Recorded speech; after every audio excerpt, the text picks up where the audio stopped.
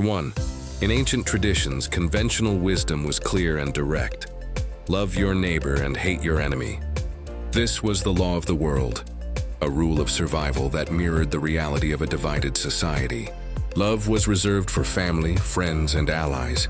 Hostility was the natural response to those who declared themselves enemies. It was a quid pro quo system, a balancing of emotional and social accounts. But one day, on the green hills of Galilee, under an open blue sky, a carpenter-turned-rabbi began to challenge this ancient code.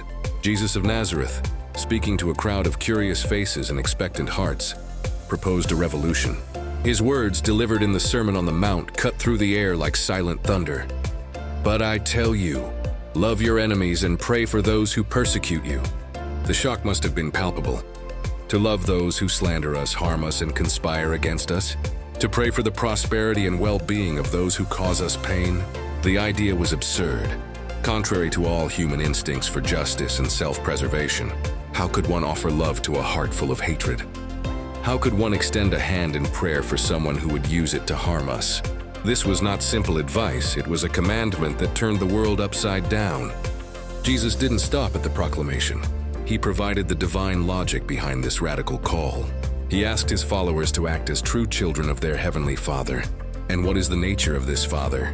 He does not withhold his blessings.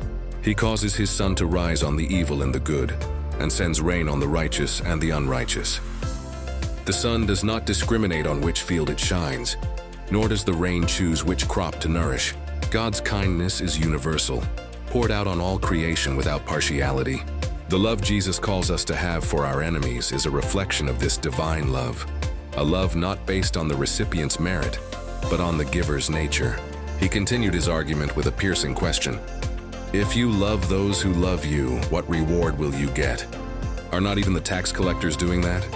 And if you greet only your own people, what are you doing more than others? Do not even pagans do that? Restricted love, the love that is only given when it is returned, is common. It is the way of the world. There is nothing divine or transformative about it. It is transactional. Christ's call is for an extraordinary love, a love that breaks the cycle of retaliation and opens the door to something new. It is a love that does not ask, "What do I get out of this?" but rather, "How can I reflect the heart of God in this situation?" This is the foundation of Jesus' teaching on loving enemies. It is the first step on a journey of profound transformation. And this is just the first part of our exploration. In our next meeting, we will delve deeper into the practical ways and examples Jesus gave us to live out this life-changing commandment. Part 2. Having established the radical commandment to love one's enemies, Jesus did not leave his listeners to struggle alone with its application. He provided a practical roadmap, painting vivid pictures that directly challenged the retaliatory mindset. The first instruction was, do not resist an evil person. Instead, if anyone slaps you on the right cheek, turn to them the other cheek also. This was not a call to passivity or an invitation for more abuse. It was a strategy of spiritual disarmament. In a world where honor was paramount, a slap on the right cheek, usually delivered with the back of the hand, was the ultimate insult. The expected response was violence, a duel, the restoration of honor through force. By offering the other cheek, a person interrupts the cycle of violence. It transforms an act of humiliation into a choice of dignity, taking control of the situation and forcing the aggressor to confront their own brutality. Jesus continued addressing economic injustice and oppression. And if someone wants to sue you and take your tunic, let him have your cloak as well. The tunic was the inner garment, but the cloak was essential for warmth and shelter, often a poor person's only valuable possession. Jewish law forbade taking a man's cloak as overnight collateral. By voluntarily giving up both, the person exposes the oppressor's greed, creating a shocking scene of nakedness that would publicly shame the creditor and reveal the inhumanity of the system. It was an act of nonviolent protest, using one's own vulnerability as a weapon for justice. The third vignette was perhaps the most relevant to his audience under Roman occupation. If a soldier forces you to carry his gear for 1 mile, go with him 2 miles. Roman law allowed a soldier to compel a civilian to carry his equipment for a mile. a constant and heavy reminder of their subjugation. It was a hated practice. By going the second mile voluntarily, the individual transforms an act of compulsion into an act of freedom. The soldier, expecting resentment and resistance, is confronted with unexpected generosity. The power dynamic shifts. What began as oppression ends as a gift, confusing the oppressor and affirming the humanity of the one who was oppressed. In each of these examples, Jesus was teaching his followers to break the rules of the enemy's game. Instead of mirroring hatred with hatred, they were to overcome it with a radical, unexpected love.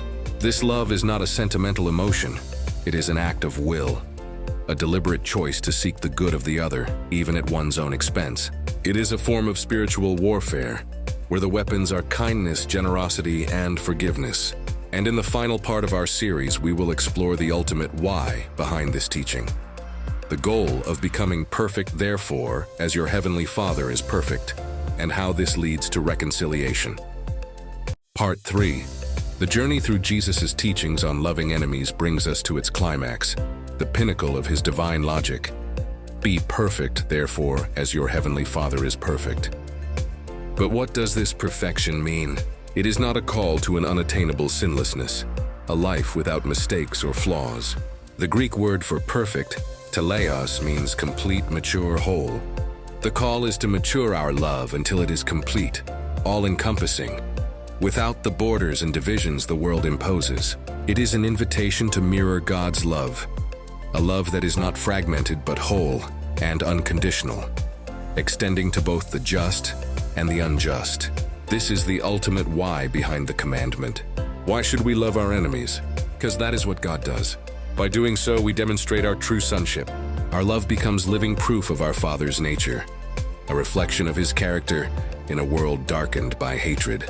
We do not love our enemies to prove our moral superiority or to win some heavenly reward.